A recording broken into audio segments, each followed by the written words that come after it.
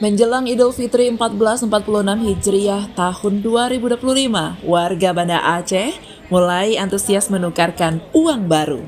Hal ini terlihat di kawasan Taman Sari, Banda Aceh pada Selasa 14 Maret 2025. Warga yang datang untuk menukarkan uangnya umumnya telah mendaftar melalui aplikasi pintar sesuai dengan ketentuan yang ditetapkan. Deputi Kepala Kantor Perwakilan Bank Indonesia Provinsi Aceh, Herta, mengakui tingginya minat masyarakat dalam menukarkan uang baru untuk persiapan Lebaran.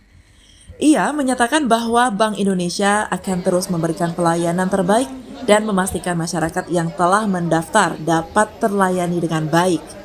Herta juga menghimbau masyarakat untuk memantau media sosial resmi Bank Indonesia guna mendapatkan informasi terkini terkait penukaran uang untuk Lebaran. Ya, masyarakat terpantau sangat antusias ya penukaran uang baru ini, sehingga kita coba antisipasi segala kemungkinan supaya yang sudah terdaftar di Pintar dapat kita pastikan kita layani.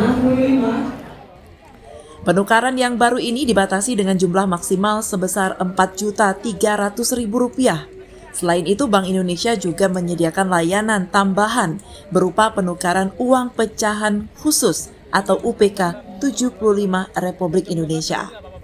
Mekanisme penukaran uang dilakukan dengan mendaftar dan menentukan lokasi penukaran melalui aplikasi pintar. Bagi masyarakat yang belum sempat mendaftar, tetap bisa mendapatkan layanan secara Go Show selama kuota masih tersedia. Dengan adanya layanan ini, diharapkan kebutuhan masyarakat akan uang baru menjelang Lebaran dapat terpenuhi dengan baik.